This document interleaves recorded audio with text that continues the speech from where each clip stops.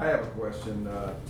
The court system up there is the Appalachian Judicial Court, and that one of his claims was that they weren't active. If 3 months, 3 weeks out of 6 months is all there. Our court systems in these areas are nowhere near like they are in Cobb County or any of the metro area. Right. We've got this case going on probably in many other areas in the state, simply because our judicial system is just not up to doing what it should. Right.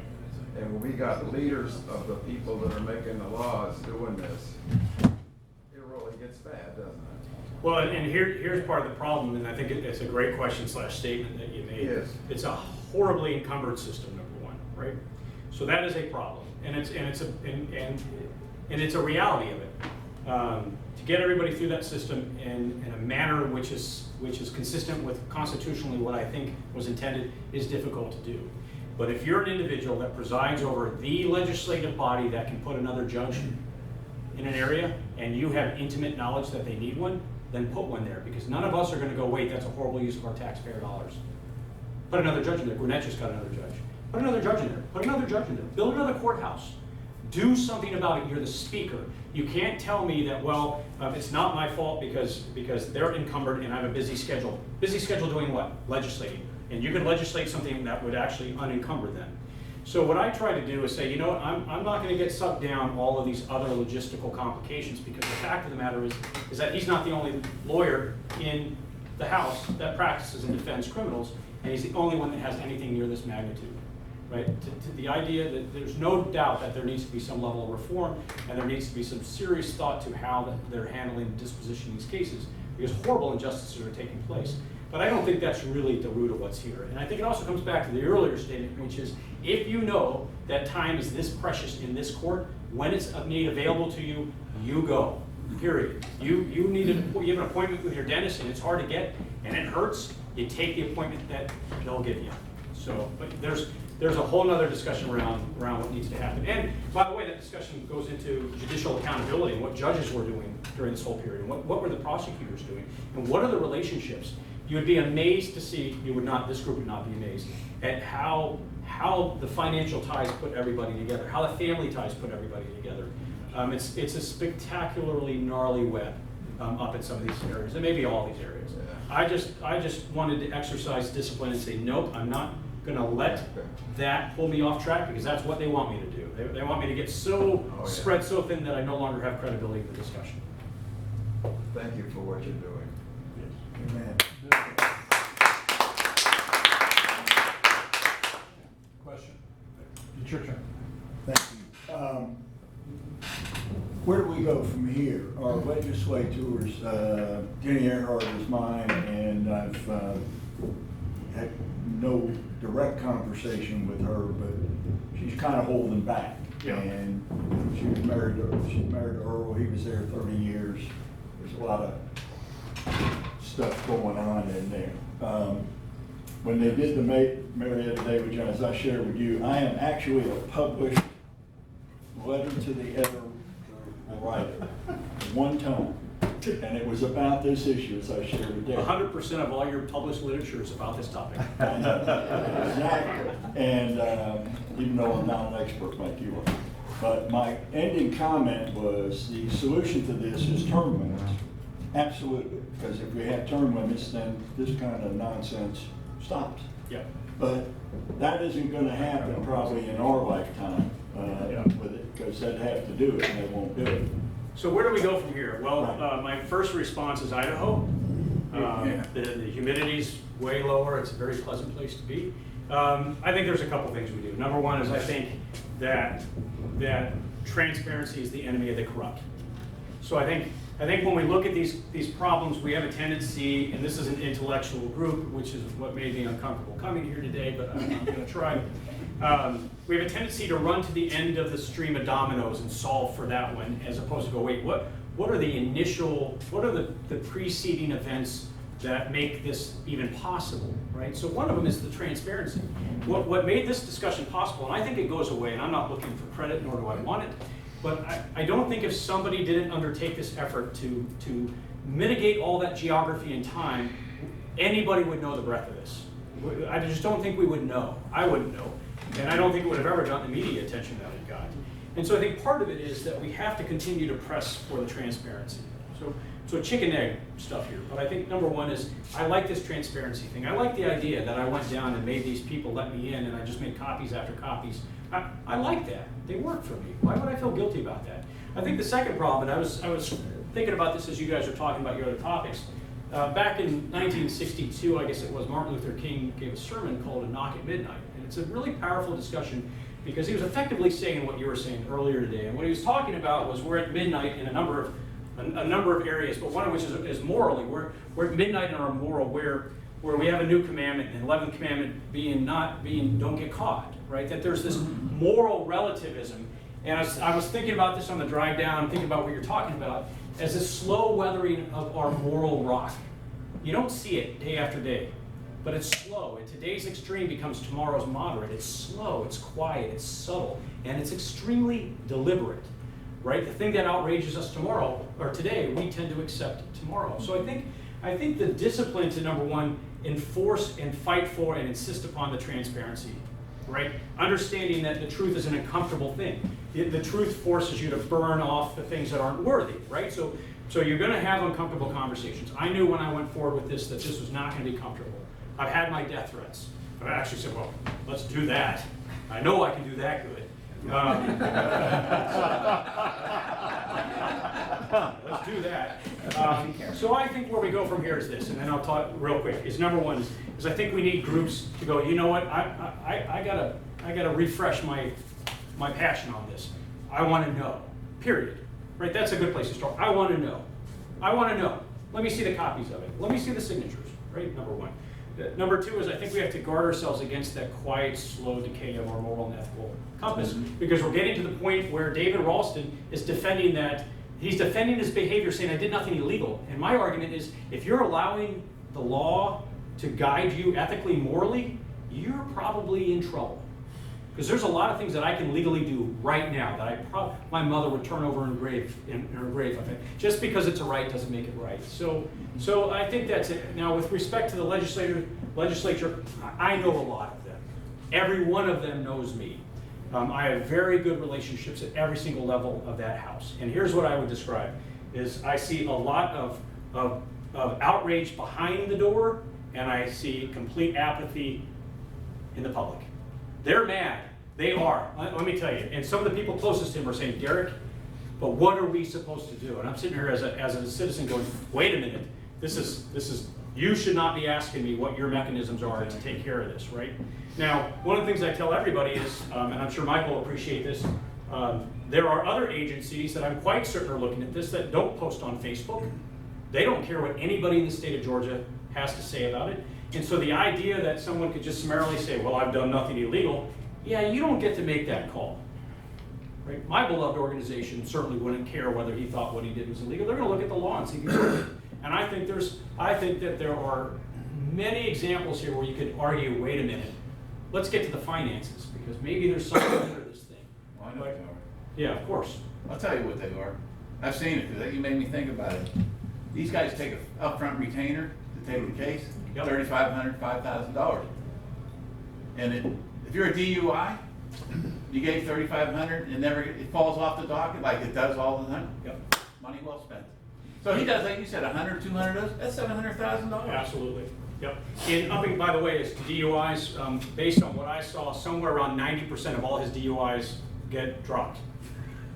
So if you get a DUI, just say it. So I think we keep up the good fight. All right, Paul? May I reserve to the end? Yes, you may. Well, Bill, do you have a I have follow-up? a follow-up. Eric Erickson on WSB has been pounding on this for quite a while. Have you had much interaction I with know Eric well. Huh? I know Eric well. I'm sure you do. Yeah. When are you going to be a guest on the show? Yeah. We'll see. Are you going next week? Let's hold it, let's hold comments to your turn, please. Ask That's questions. good, thank you. All I'll right. reserve. Ruth. Kim? I'm blown away. Thank you for the work you put into this, because I know it was a lot. I've heard several mentions of the demoralization of America and the imminent chaos and all of this. James and I watched a documentary a couple of nights ago, and it was by G. Edward Griffin, and he was interviewing a gentleman who defected from Russia, and his job was to overthrow countries with propaganda. And he describes the stages of this happening, and it takes decades. Absolutely. And what's scary is we are in the next to the last stage. And he said this in 1984. So I would recommend everybody looking up G. Edward Griffin and Yuri Brezhnev, I believe was his name. I think in keeping with that, I know we're time conscious, but I would say that there are few greater examples of what makes our country work than our system of justice, which is inherently flawed. But it is one that says, you know what, if we do things right, we'll let the guilty walk before we'll put the innocent in. It's human governed, and it's human managed, and it's human designed, so it's inherently flawed. But the fact of the matter is, if you're part of it, we're not sitting around going, okay, how do we destroy America? You're actually going, how do we protect America? So for me, this is a personal matter, because all of a sudden you realize, you know what, I feel pretty distant from this, and I'm financially able to fight this guy any day of the week. Bring your attorneys. I've got them too. But I'm not a good analog for America. Most of America doesn't have the resources to fight. And the idea that you could use the law coupled with the judicial system to enrich yourself at the expense of these poor families, this is the classic bully that nobody likes. And look what happened when he got punched on the playground. You know, what's happened here, right? So at any rate, I don't disagree with anything you're saying, and I think what scares me the most is it is a slow, quiet chip. It's a slow, quiet chip, and we're being driven further and further away from entrusting our internal moral, ethical guides and say, no, but there's a law. Well, you could disband all the law in my neighborhood. You could say there's no laws anymore. Guess what? We'd still mow our grass. We'd still wave to each other. We'd respect each other's properties. We wouldn't murder one another. We just wouldn't do it because we're guided by, I don't even know what half the laws are that govern me. I don't need to, right? I don't need to. The appropriate comment to make is one that was made to me by a Madison forum member some 10 years ago. And he said, I am watching my country dissolve in slow motion. So it's a gradual thing. It's the frog in the boiling water. That's exactly right. And most people aren't geared and knowledgeable enough to see and understand the nuances that gradually build into another huge monster. One piece of paper at a time. One piece of Quiet. paper at a time, and that's a great, that shows the culmination of every single minor event. Yep. And in democracies, we're happy living our lives every day, whereas the other side has an agenda. Yep. Just Jim. a couple quick questions. One would be, we know what Ralston's history is, and we know that it's outside of the boundaries. But do we have anything? I don't expect we have empirical evidence, but we have a statistical abstract that tells us how does this actually compare against his peers, his peer lawyers? Yeah, I haven't done it. There was a very cursory examination of that done by the media. And what they found, and they talked to other legislators in there, because they're pretty diligent. Their investigators are actually pretty good. And what they found is they could not find another legislator. They even got, the whistleblowers started coming out, right? So, hey, John Doe is doing the exact same thing. Go look into legislator John Doe. Well, they did. They looked into all these different ones, and they found nobody was anywhere, not even newsworthy of saying, oh, by the way, this gentleman over here or this fine lady over here was doing something, not as bad, but not great. Nothing even hit the radar. So I don't think there's a precedent for this. I think this is a high watermark. And the thing that concerned me is when this story first came out, everybody was pretty outraged. We knew about a couple hundred delays, and we're mad. Well, now we know it's 5 times that, and we get, here's the slow weathering of the rock. We slowly get comfortable with it. They introduce, you know, a bill, they amend the law, I made everything. I didn't do anything wrong, but I'm gonna change the law so that I can't do what I did before that I didn't do was wrong in the first place, which happened, by the way, right? Bill 502 that came through and got approved, amended this. So it's a reasonably decent piece of legislation that removed things like shall, because basically shall meant that the judge had to go along with it no matter what. It provides some recourse for other people to object, and it requires particularity. No longer can you say, because you guys saw the news, right? I mean, I found him out there telling the courts I got legislative duties and obligations, but he was up in Brasstown at a golf event smoking cigars. Well, that's not a legislative duty and obligation, and you're never going to convince anybody in this room that fundraising for yourself is a legislative duty, right? I'm assuming no one in here is going to go, well, no, if you want to raise money for yourself, that's the job. No, it's not at all. It's a smart thing to do, but it certainly is an obligation of a legislator. So, yeah, Okay. yeah, nobody else. Just one other follow-on question, that is, have any complaints been made at the bar? I mean. Yes. Okay. So 2 complaints have gone. There are more that want to file complaints. Unfortunately, a lot of these individuals literally have no means.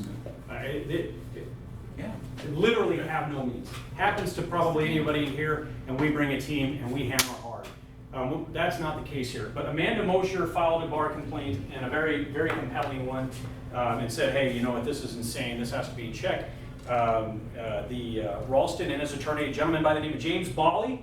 So James Bawley is an attorney for David Ralston, but he also sits on the Judicial Qualifications Commission appointed by Dave Ralston, and the Judicial Qualifications Commission has oversight for judicial misconduct.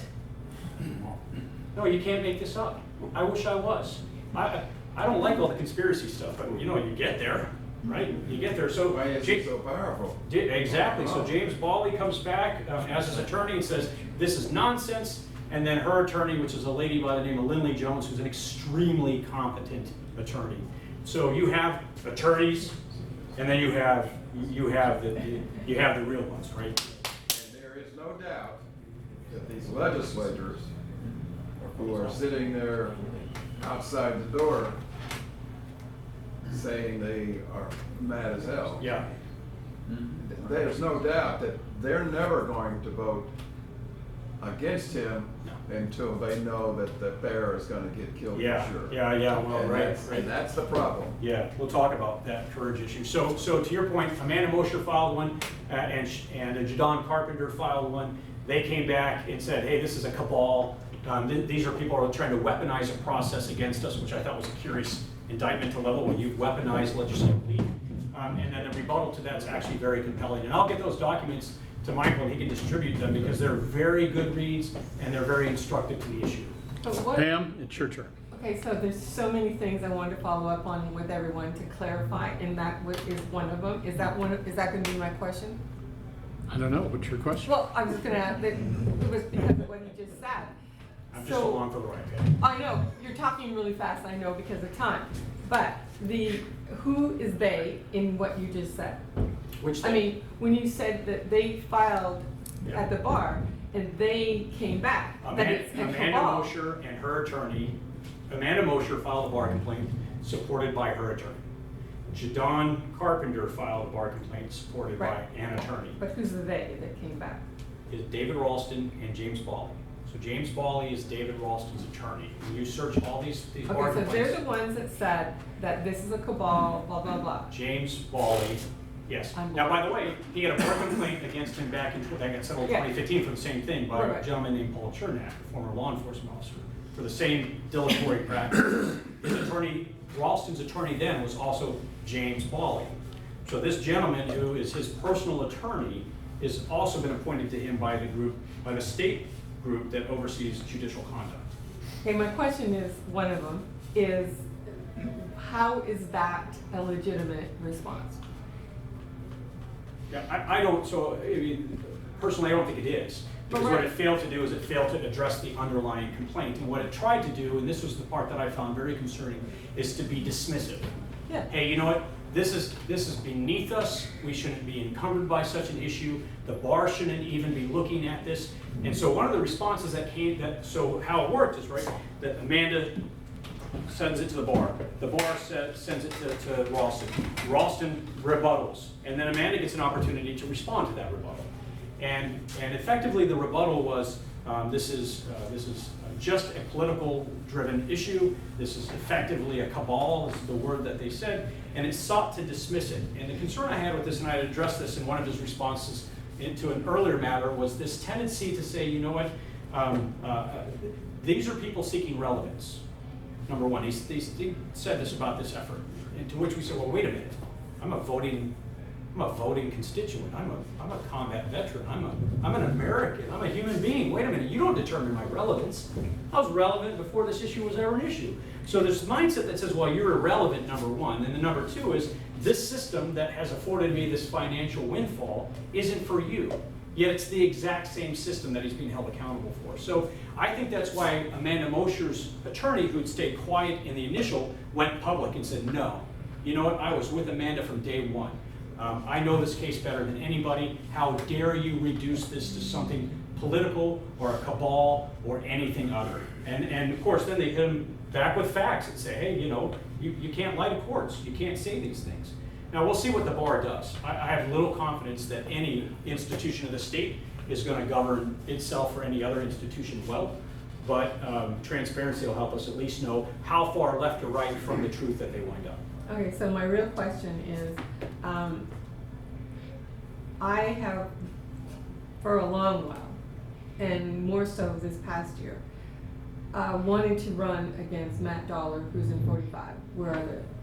And when this came up, and David stepped out, Clark. That started the... David Clark. Yeah, David Clark. Yep. I went to Matt, and I says, listen, you need to join with David Clark and the other 9 or however many they have. Because they really only need 15, right? 15's it. 15, they only need 15. And, because he's a sniveling little weakling, and always has been, doesn't live in the district, pretends he does. He said, oh no, you know what? I was at the meeting, because that Monday, they all got together in caucus, and I believe David Ralston. I believe that this is just all smoke and mirrors, and he And I just looked at him, and I'm going like, seriously? Yeah.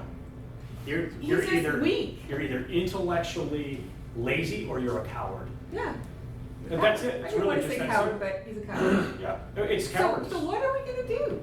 Well, you know, I think it depends. You know, part of it is what's your real commitment. So one of the things that I thought as I was going down this path, and I met with a bunch of ranking members before the session had ended, because this data was mounting. I hadn't released it yet, and I said, listen, here's the path we're on, and you're going to need to do something about it. And I said, and here's why. And I said this stone cold as I could be, because when I'm done with this, I'm going to take all of this data and I'm going to package it up and I'm going to drive it down. I'm going to hand it to Stacey Abrams and the Democratic Party, and you will have no option. Now here's the deal. When I went public with this, that's exactly what happened. Right? So the reality, if you're a leader in this discussion, you realize that this information is available to everybody. So if you don't do something about it, your opposition will. They will. And I will tell you this, and I know this isn't unpopular, especially because at some point I enjoyed some favored son treatment by my party, but I fly an American flag out from my property, not a Republican flag. Amen. And I will not sit idly by and be quiet because this might damage the Republican majority. If they covet the Republican majority, they will step up and they'll be leaders. And what they're going to find is, what you'll find when you run, it's good to hear, is that I decided that there's too much money against me because he's got the support of the cabal. People are looking, though, for moral and ethical leadership. They're not looking for policy wonks right now. And so what we find with David Clark, who's a good friend, a fellow veteran, he's become a very good friend in this process, and all these others that have taken a stand, Ken Pullen, Jeff Jones, all these guys, and gals, Sherry Gilligan, is their constituents love them. They're never, ever going to poll higher than they do today. Nobody's saying, oh, well, you know what, because you did this, now our district's not going to get any money. Okay, fine. Our forefathers were looking 300-400 years ahead. We can't go 2 years with we're not going to get some funding for some roadside projects because we took a stand on, well, you know what, I want my children to see me stepping into the breach. It's going to be uncomfortable. But I'll tell you what, if it has to burn, it has to burn. Who's your rep? Sherry Gilligan. Is she on her? Yeah, she's on, Okay. absolutely, yeah. And I've had so many conversations with so many legislators behind closed doors and said, listen, I don't expect you, I understand your reservation, but stand up. You're gonna find that you're so supported, but they're so concerned about losing the thing, and that's at the end of the day is, and this was the rhetorical question at the beginning that said I didn't ask, and then I know we gotta move on, is, well, what do you do when your power outgrows your morality? Yeah. Next, I guess I don't have to. Jim? Well, I'll be around. This is crazy. I lived this nightmare, how long ago was that? In the 80s. I had a probate case up in Pennsylvania. It lasted for almost 20 years. Because, yeah, the lawyers would continue, the judge would be sick, or he, his dog ate his homework. It was disgusting. I had the money to hang in there, but that's the whole game to wear you out. Yeah. But as I sit here and think about this, I'm sure, Ralston's a scumbag, part of the swamp. It's not full of Republicans or Democrats, but I'm sure he skirted right up to the law.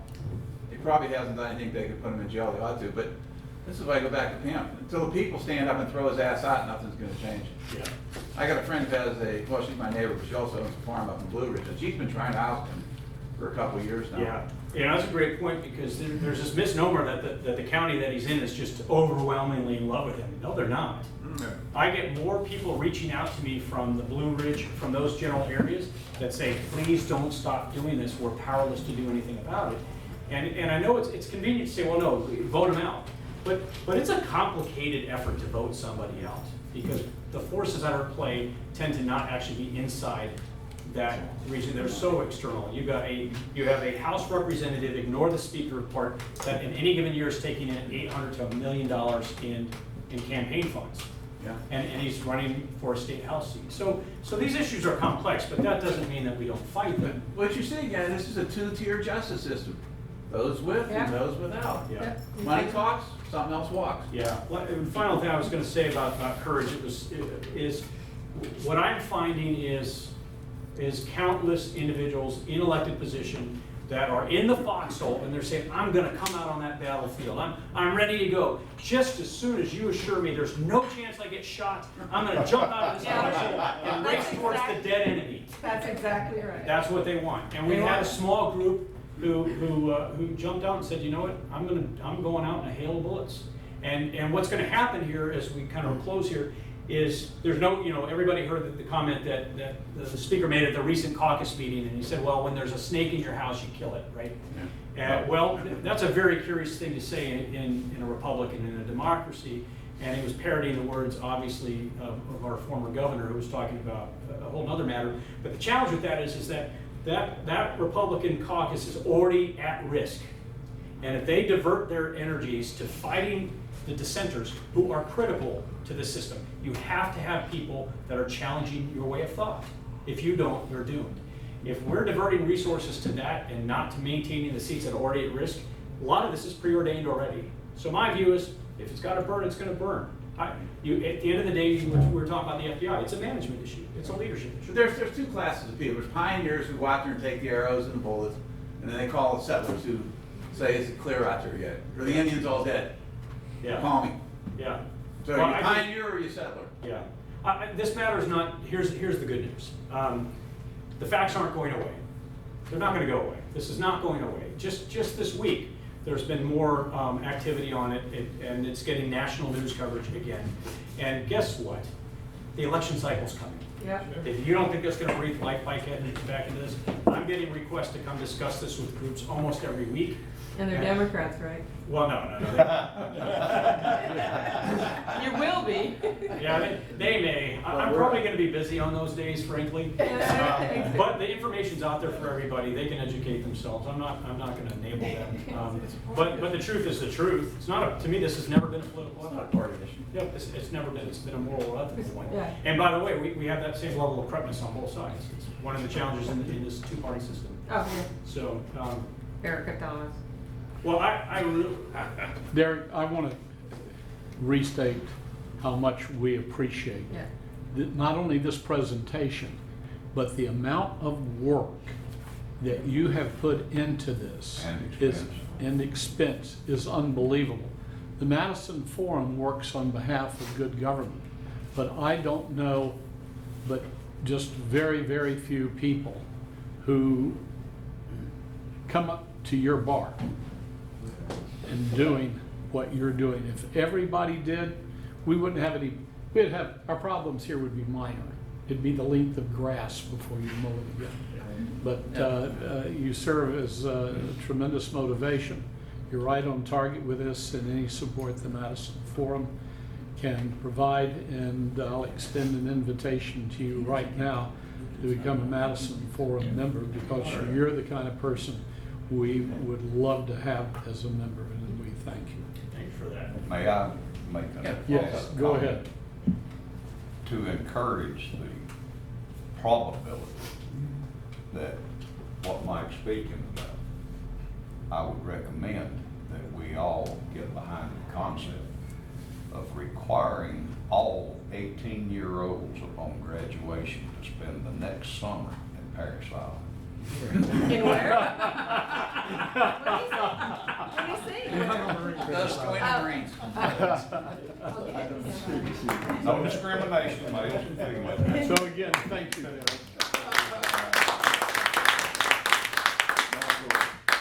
like to make a point. I've been a member of this group for many, many Oh, years. hold the conversation, please. Go ahead. And I can tell you honestly, Derek, we've had some wonderful speakers over the years. But my vote would be for you to be number one. I'll say. I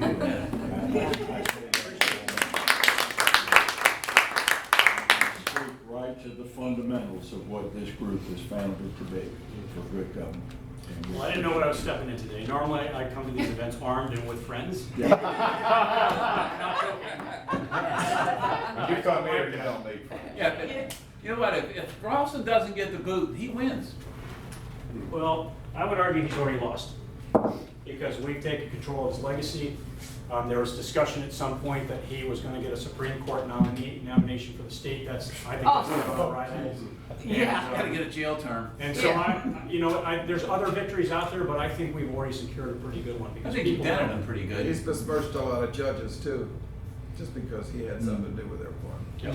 Paul? You mentioned or made reference to a few in the state legislature. Is there a group of any size, 3, 5, 15, Indecisive, you said. in the state legislature who will put boots on the ground?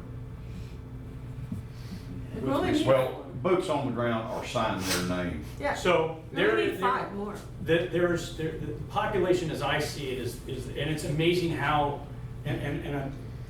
so I've gone to great lengths to honor the confidence of the discussions I've had with everybody, and that's what gives me credibility in the discussion. And I've had a lot of discussions with a lot of people, and I see basically 3 groups. I see the group that, come hell or high water, they're not gonna leave this side. Yeah. Right, they're just not going to, and it's not, their argument isn't ethical and moral, it's really quite intellectually simple. Yeah. Well, he didn't do anything wrong. Intellectual. That's it's just apathetic. And they stand the most to lose, right? On the other end of that, they're the folks that have already come out and signed the resolutions that he's gotta go and are continuing to hammer that message. The in-between group is much more common than you would think. They're outraged, but I think there's this, the old adage, if you're gonna kill the king, make sure you kill the king. And I think they're afraid of being on the losing side of this. I still believe, and I'm Irish and I'm a Marine, so I'm not particularly optimistic about anything. But I think the long view wins here.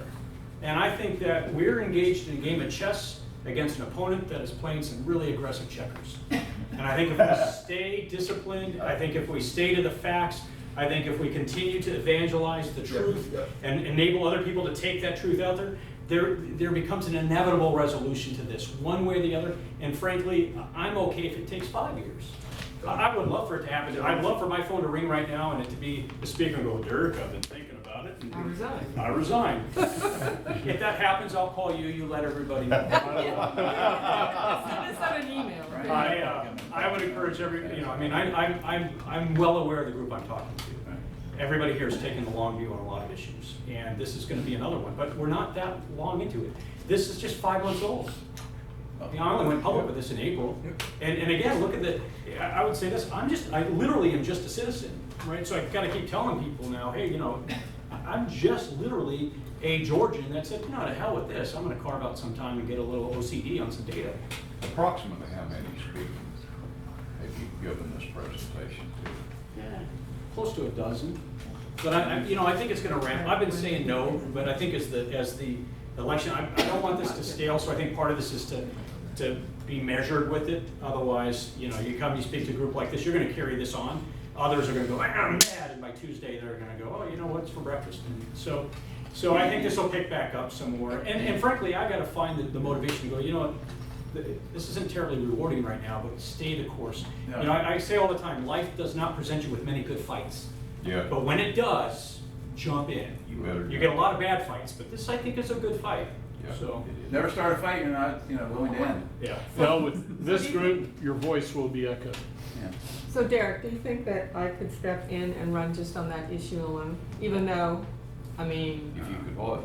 if I could run against Matt, and then I could be another signee. So the issue, so this is a my manifestation of a broader issue, and that is the moral and ethical discipline to lead as a leader should in fact lead, right? That leaders eat last. All our core, like that, on that platform alone, absolutely. Could I go run on the scene? Absolutely.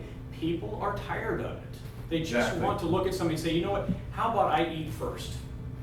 That's all they want. That's what this issue is. This is about an individual saying, I'm more important than you. And I think if we could get back to the core principles of true leadership, which is an entire discussion altogether, people are, with their hearts, they will follow that. That's where they're gonna go. And then we get policy behind that, but I think we need real leadership. And anyone who's ever experienced real leadership knows that everybody wants to follow somebody that they can truly believe in. Otherwise, it's a very languished existence to try to carve out a better path when you've got the headwinds against you at every turn. But I think the appetite's changing, and I think it's because I'm getting invited by groups that aren't just the way the heck out there, you know, you show up and they've got tinfoil on their heads. No, there's real groups that are looking at this intellectually, morally, ethically, and going, you know what, if we just adjust the course by 1 or 2 degrees, we may not see a big difference over the first year, but then, you know, you travel that distance long enough, you'll wind up in a completely different continent. And all I'm looking to do is to push this discussion in a slightly different direction. So maybe it'll be effective, maybe it won't. Well, our time's at an end, and again, thank you very much. Yeah.